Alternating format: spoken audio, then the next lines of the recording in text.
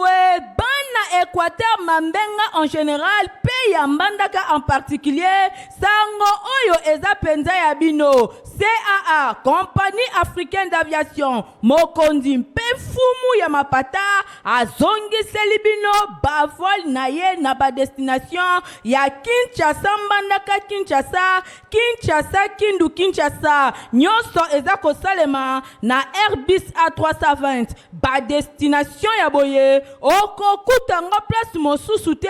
kaka na CAA, compagnie d'aviation oyo ba congolais balova, à partir déjà ya le 19 décembre 2022, kwenda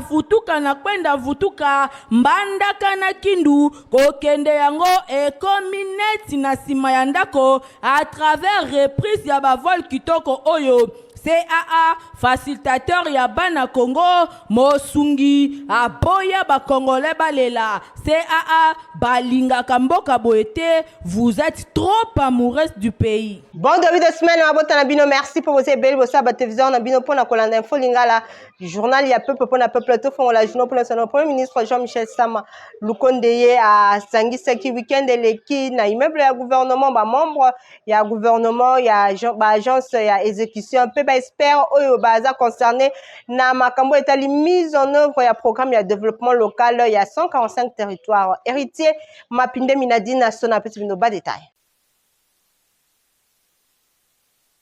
Premier ministre Jean-Michel Sama Lukonde Kenge a sangi seki na immeuble ya gouvernement week-end eleki ba membre ya gouvernement ba agence exécution pe d'experts bazali concerné na mise en œuvre ya programme ya développement local ya 145 territoires. Boye quelques membres ya cabinet naye bango pe bazalaki associé na réunion oyo. Objectif ezalaki bongo koyamba ba premier rapport ya ba différentes agences d'exécution pour na état ya avancement sur terrain. Bosimba Kendenge, ministre ya communication pe média Patrick Mouyaya asalaki point ya réunion liboso ya bapanzi sango. Alobaki boye bauti kosala 3 heures ya réunion elongo na premier ministre na cadre ya comité ya pilotage ya développement local ya 145 territoires. Ndenge boyebi le 12 janvier 2023, président de la République azwaki ordonnance oyo ezali organiser programme ya développement local ya 145 territoires. Bazwaki occasion ya kozaba rapport ya liboso ya ba agence ya exécution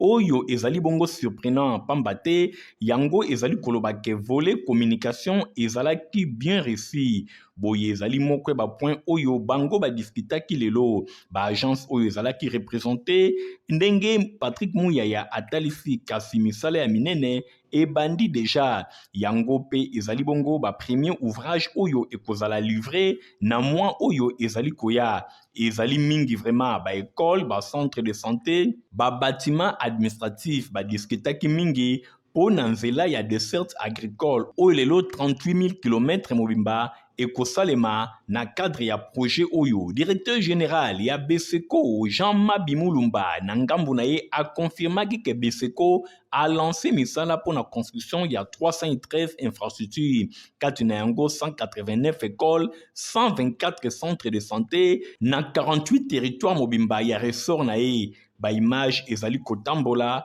ezali kotalisa ke mosala ezali kosalema. Alain Lungungu Kisoso oyo azali bongo coordonnateur national ya cellule exécution ya financement en faveur ya ba état fragile lié à lobby asalaki point ya exécution physico-financière ya ba activité oyo ezali koleka na 7 provinces pe ezali ko représenter 43 territoires mobimba ezalaki confié bongo na agence na ye. Bosimba ke Patrick Mouyaya a rassuré que outil oyo ezali mis sur pied ezali bongo prêt pour na commettre à chaque Congolais partout ici ka azali kozala baye bana kosala suivi à partir ya téléphone ya chaque projet oyo ezali déployé na chaque territoire pe kozwa na chaque détail makambo nyonso ndenge misala ezali kotambola. Ba militant ya parti politique ya opposition bango bazalaki week-end eleki kuna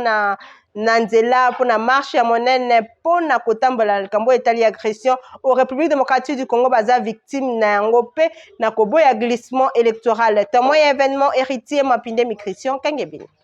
Ya Kinshasa, capitale ya République démocratique du Congo, et vibra ki week-end eleki na rythme ya marche ya opposition oyo ezalaki organisé epai ya trio Fayulu Katumbi pe Augustin Matata Ponyo ekambamaki epai ya président eside Martin Fayulu Madidi elongo na opposition nyonso. Mobilisation ezalaki totale na ville ya Kinshasa oyo bazali kotelemela agression oyo République démocratique du Congo azali victime na yango na ndenge Rwanda azali ko soutenir ba terroriste ya M23 pe bazali kotelemela glissement et salama soki mokete ba élection et salema na 2023 mingi penza na mois ya décembre loyembo yembamaki ba pancarte na maboko ba bandaki bongo marche na bango na rond-point Ngaba balekaki boulevard Lumumba ti point de chute na bango ezalaki na stade Tata Raphaël de la Culture et pai wapi ba militants et ba parti politique organisateur mingi penza ya opposition bazalaki encadré et pai ya police nationale congolaise ba incident et salemaki vraiment te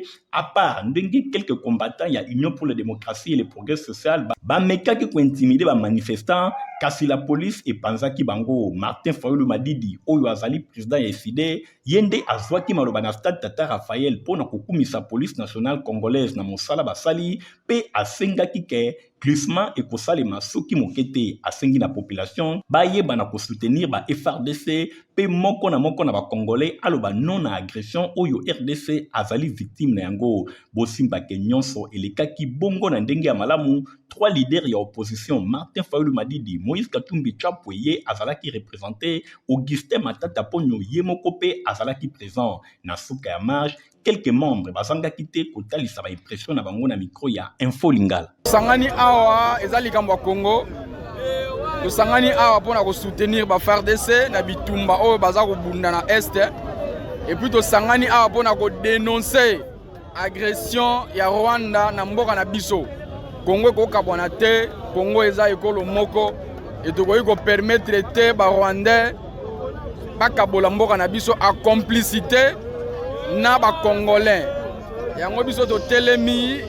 na couleur mboka pour na ko soutenir ba FARDC ba yeba geto na bango ensemble. Concernant insécurité au eza koleka na niveau ya est ya mboka na biso. Ça fait aujourd'hui plus ou moins 12 000 morts na niveau ya est ya mboka na biso. Yango tolobi boy mboka na biso ekokabwana te. Yango toye ko soutenir marche oyo de façon que condamner agression ya Rwanda na mboka na biso pe ko soutenir FARDC mapinga na biso kolaksa ete tozali sima na bango. Kopete la police nationale maboko pesa bango maboko. Beta bongo masolo mususu ba inspecteur ya enseignement primaire et secondaire et technique bazalaki na sitting mokola lundi 14 mars pona ko réclamer mbongo na bango oyo ba uta ko salela ba examen d'état te na fait pe misusu bolanda bango baza bongo na nzela ya Igor Ntingi. Ba porte o bomoni yango ya kokangama boye ba pneu etumbami ba inspecteur ya enseignement primaire et secondaire na libanda ezali pamba te suite ya réclamation na bango ya ba prime pona écriture pe composition ya examen d'état pe misusu tisika oyo bazuna no solution te suite ya malonga eza komona na te ba inspecteur ba tomboki balobi bakozala libanda ti solution ekozwama.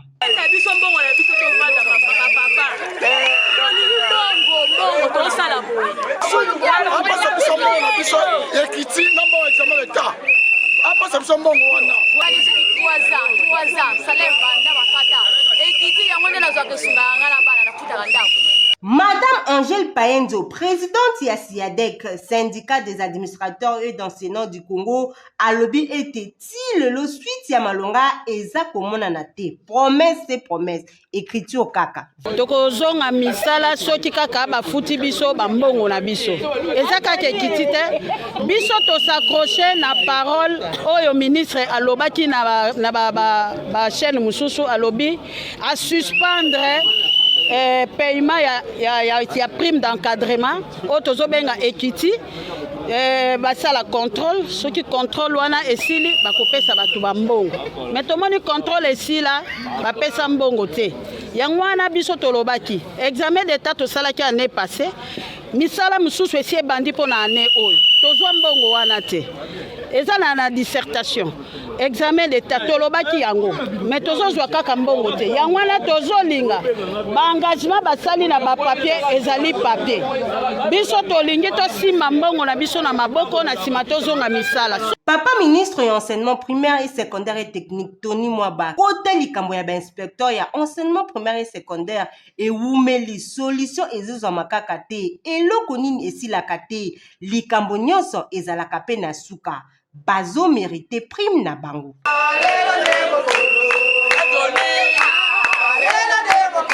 Masolo etali seni bo ke président ya commission électorale nationale indépendante seni na mokuse Denis Kadima et abetaki masolo na ambassadeur ya Suisse République démocratique du Congo. Bango mibale balobelaki masolo etali défi ya processus électoral. Stéphane Skande reportage. Président de la Commission électorale nationale indépendante, Denis Kadima, abetaki masolona ambassadeur extraordinaire pe plénipotentiaire ya Suisse na République démocratique du Congo, Jasper Sarod. Boye balobelaki ba défi ya processus électoral, boye natina na bango masolo ebetamaki mingi elongo na chef ya mission diplomatique ya Suisse oyo asalaki bongo restitution. Alobi ezali première visite na ye na CENI depuis accréditation na ye na République démocratique du Congo. Ezalaki occasion pour na ye asa la connaissance na président Denis Kadima pe a profitaki pour na kobeta masolo na ba défi ya processus électoral. Alobi ndenge boyebi 2023 ezali année moko électoral pour na RDC. Ba question ebele ezali bongo komituna ezalaki opportunité pour na ye aye ba défi auquel CENI azali kosala face na yango ndenge Jasper Sarot a déclaré ki avant ya kobakisa ke ezali premier contact oyo et permettre ye aye ba makambo ebele pona oyo etali CENI pe ba besoin oyo bango bakoki ko soutenir CENI par rapport ya l'élection ya République démocratique du Congo ndenge ezali kobongama. Alobi bango en tant que observateur bazan intérêt ya komona RDC ezala toujours stable pe prospère.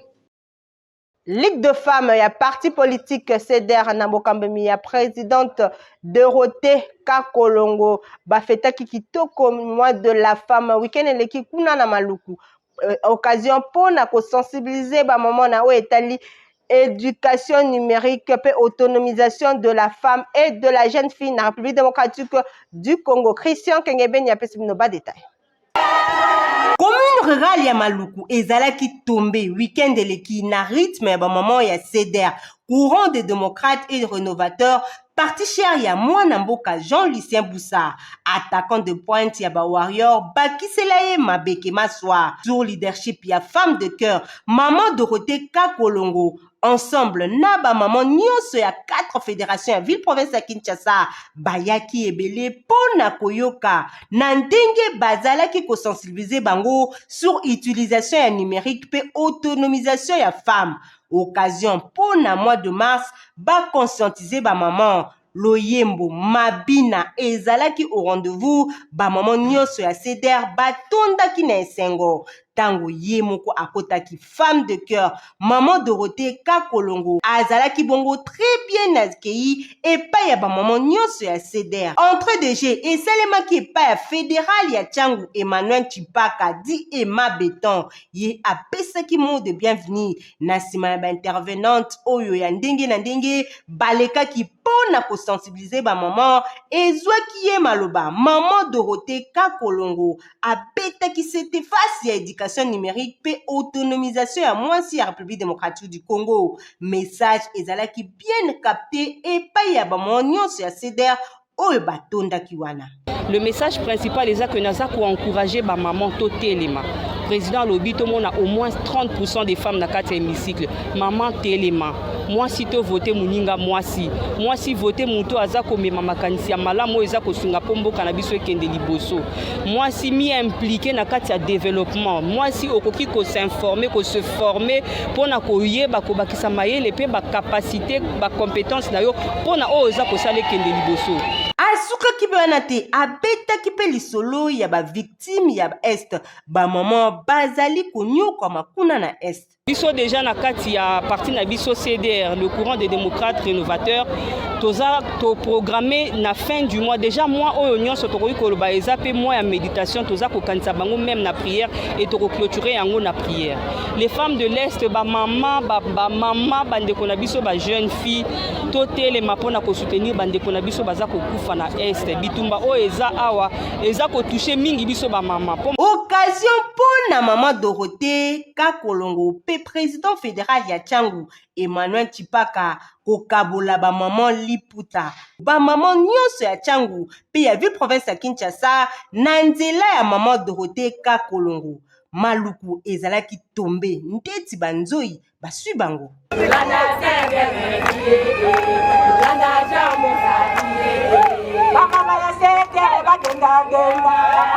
Président interfédéral ya AVC Kinshasa, honorable Néron Mbungu ya président qui Mikoloti koleka séance de travail na siège à partir na bango izomi bingi penza na commune ya Kasavubu. Bolanda ba détail elongo na héritier Mapindemi.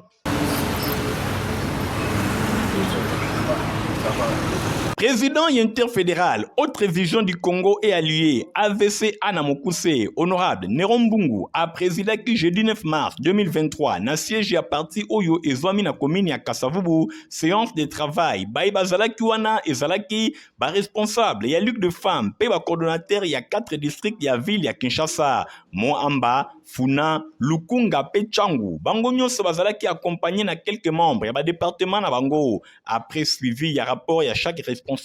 honorable Néron Mbungu, a senga qui n'avait interlocuteur naé, organiser la structure à partir de la base. Boye stratégie Oyo et Zali Bongo souligné na cadre et organisation, implantation et formation politique Oyo na capitale et République démocratique du Congo. Ndenge autorité morale na Bango, maître Didier Boudimbu a souhaitaka. Boite selon numéro 1, il y a interfédération, il y a AVC à ville, il y a Kinshasa. Parcelle mon côté et Kozanga ba membre ya AVCA rencontre Oyo et Zalaki pe opportunité pour na honorable Néron Mbungu apé sa ba directive pour na bonne marche d'activité ya parti na ville ya Kinshasa na réaction ba mama ya AVC à Kinshasa na trichement ya présidente na bango ya ligue provinciale Hélène Kalunga ye alobi azali édifié na ba échange Oyo et Salemi na masolo Oyo betaki elongona honorable Néron Mbungu pesi biso ba directive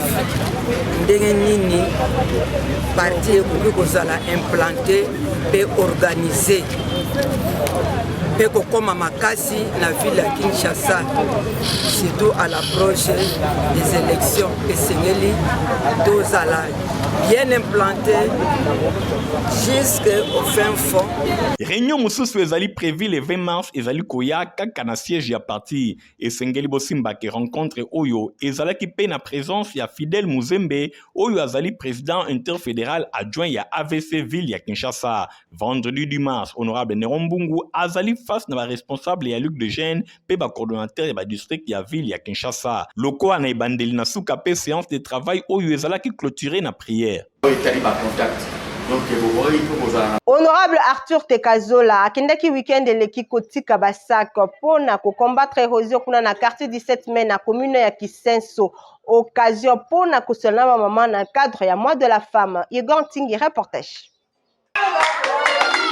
Nazalaka na bino naza pe na kozalaka kaka na bino na kuvanda te na koki pe kokanga motema te wana ezalaki maloba ya honorable Arthur Tekazola libose ba maman ya quartier 17 mai oyo bayambaki ye kitoko ndenge bilili ezali kotalisa. Honorable Arthur Tekazola président ya génération Arthur Tekazola Genat na Mokuse basurnommé ye songe ya mbeli unité de mesure ya bana ya Kisenso tango akomaki direction érosion quartier 17 mai pona kotala etana yango après wana ayaki kosola na ba maman président ya génération Arthur Tekazola unité de mesure ayaki maboko pamba te don ya basak oyo ebele bozali komona ya minene po esunga ba maman ya quartier 17 mai ekunda érosion. Honorable Arthur Tekazola a profité qui peut lokola mois de mars kosolana ba maman ndenge bakoki kozala ye alobi akola la pongite soki solution ya nzela ezwami te na Kisenso toko bunda ponzela oyo ebonga Kisenso d'abord ba maman basepeli na micro me ba mikonzi wana bakipaka biso te lelo papa Arthur akomili biso yango na nsima na ye mokonzi na biso atala nsima baba pati abongisa biso kisenso ekoma bien biso ana kisenso bomona biso mbala ebele bokipa biso te mpo na nini tosala bino nini papa toza na posa biso mpe kisenso ya tour oyo bozwa desizio mpo na kisenso ekende liboso na nzela na mabulu papa otumboli bamama ya kisenso otumboli honorable Arthur Tekazola. Honorable Arthur lokola papa mwalamu akonsentizaki bamama mpona phénomène kuluna asengi na bagene baboya likambo machete nzela oyo banda etika kaka bongo akoza nzela oyo banda kwekweya toka kosisa nzela oyo bana kisenso longo na nga tokozala reconnaissant epai na ye boyi makile tanga na kisenso bayoka te ndenge babisi bango ko kuluna ye bosimba machete kuluna ye bosimba bapau te tokosala ngo na kimia tokosambela nzambe pe milimo wana tokolonga yango bamama ya kisenso balobi libala ya bango na honorable Arthur moto akota te honorable Arthur na ngambo na ye asurnomme bamama nzete ya mbila bana kisenso balobi honorable Arthur balingi yo po yo oza mwana na bango mutolo na yo bakunda yango na kisenso bakosala lisusu erreur ote. Na cadre ya 30 ans ya société aviation CAA Info Lingala journal ya peuple na peuple mais ko betela bino to pe ko présenter bino ba cadre pe ba directeur baza ko composer compagnie oyo tozali ko continuer dossier na biso na oyo etali bongo 30 ans ya existence ya compagnie africaine d'aviation na service ya RDC pe ya peuple congolais esenge boyeba ke société oyo e botami depuis 1991 pe le 5 février 1992 de bango bazwa ki bongo licence ya exploitation na oyo etali bongo ba vol commercial pe vol ya liboso esalema ki bongo le 26 décembre 1992 le loto les sabino moko ya ba oyo babanda musala na groupe Blattner avant même création ya CAA azota les sabiso importance ya informatique na croissance ya société oyo. Merci mingi na bandi na groupe Blattner depuis 1988 engagé comme informaticien attaché à la coordination financière. En fait, nazala qui a un rôle, il y a centraliser les données nyonso, il y a un groupe, données financières, consolider et puis distribuer dans ba compte. Après, nous avons département informatique, na sangani na baninga, to sali na Cobra, to sali na Kobega, to sali na ba groupe nyonso ya patron et loko ezalaki ya moto ya pa na biso c'est que ya kokutana na patron oyo asepelaki mingi na informatique alingi ba ordinateur alingi musala ya kolanda ba information oyo tozo produire pour la gestion ya compagnie et salisi biso mingi na kozwa litomba ya musala tozo sala na boyebi ya kolanda makambo ya sika oyo ezokoya na évolution ya informatique wana tosepela na mingi ti sikoyo tozo continuer kosepela nango pasi ezalaki kaka tokokutana parfois na mikakatano na bisika oyo foto sala makoki ya bato oyo fo basengeli basala mosala bakozala te tozalaki par moment ya kozwa bato oyo bayebi kuta ordinateur te ya kointeresse bango bayeba kozwa kosepela na informatique pour que basalisa biso ntango biso tozali te baza à distance lokola na bascale koyeba kosala ordinateur et puis koyeba kosala kobomba badonnées et tout ça eloko esepelisi biso yango wana ke ntango tozokutana na bato oyo il faut basala na biso bazalaki na esengo ya kosala na biso mais kakatano mosusu elaki tel que tokokutana na bato oyo balingi koyeba te informatique azokosala nini informatique et au salanini mais tant baye comment on a facilité ya makambo oyezo bima na ordinateur ba te belé le loba comme resepela na musala biso sala na compagnie Bino moko boyoki 30 ans ya expérience, expertise et vandi na service ya aviation, pe qualité à service ezali incomparable. CAA azali ko sala bongo esengo ya RDC, pe azali toujours ko valoriser ba congolais na secteur ya aviation. En tout cas, le lot na fierté pour le lot CAA azali ko travailler na bana mboka pour ezali société ya mboka. Défi Congo, eza parti politique ya sika ya ba congolais na initiative ya président nango Diangenda Marc Torel, le petit-fils ya papa Simon Kimbangu, baza ko bengisa ba force vive ya République démocratique du Congo, ba personnalité politique indépendante, pe ba candidat indépendant ba ko rejoindre bango pona ba former grande coalition de forces vives électorales de la nation. Stéphane Skande, reportage. lelo tokolobela makambo etali République démocratique du Congo na ba richesse na yango tuzali na jama wor kobalta cuivre kolta na echecheri na echechera onyo subuzali kumona oyo ezali ba richesse ya République démocratique du Congo. Nous na yo papa luputa mboka na biso soki ezali na licence mais tala condition ya école oyo ikode koki kuzala boyibana batanga ula izali te tuza kulala mlili tuza kumela maya mabulu upitala malunga izate kuluna abona kati na biso na mboko bona nidi gari kunaweza kusila te mbongo yubuteka kaya biloko nyoso oyo yo uza kutangisa bana wana ikenda ka wapi etabie biso na changu nani akuya kubikisa biso andimaki pasi pambate alingaki bokonzi etelema Mwana Congo, tala, défi Congo parti panafricaniste,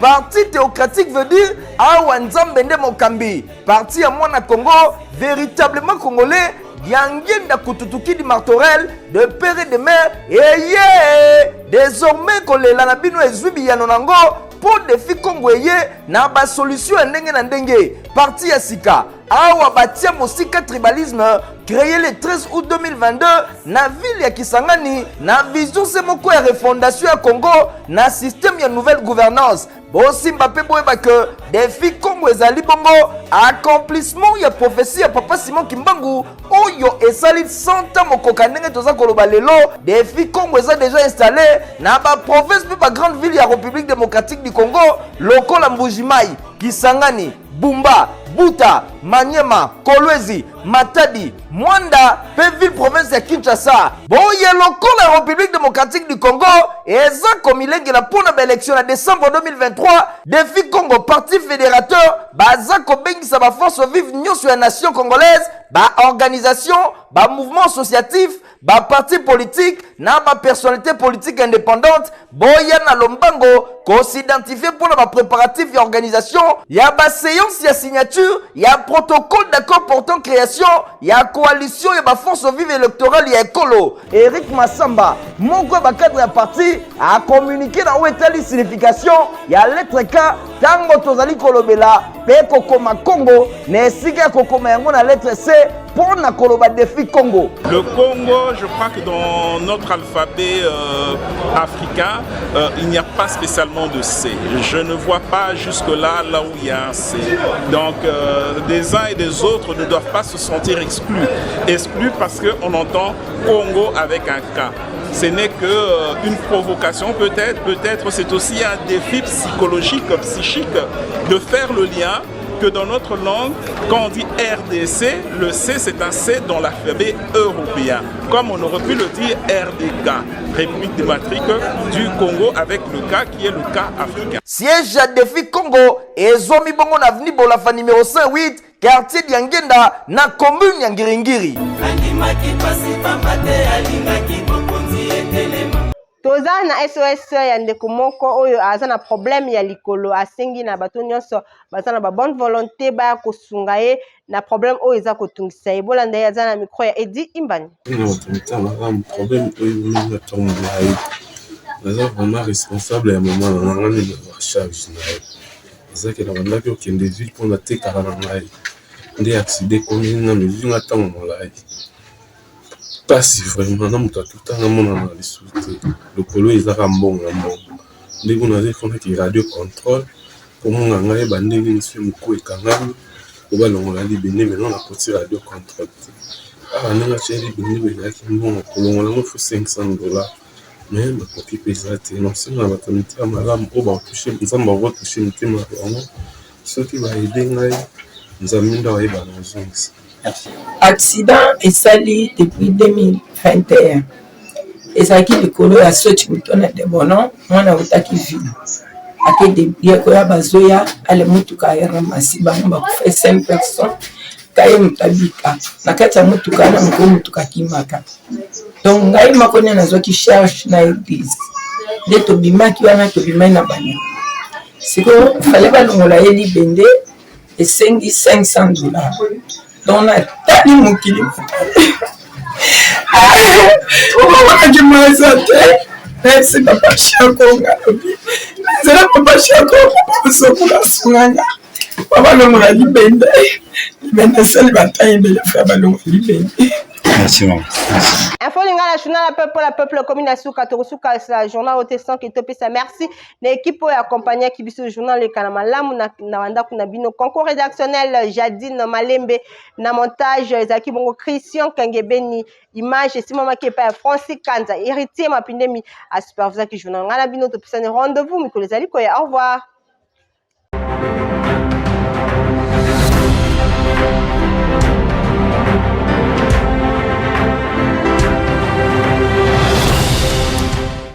Eye lisusu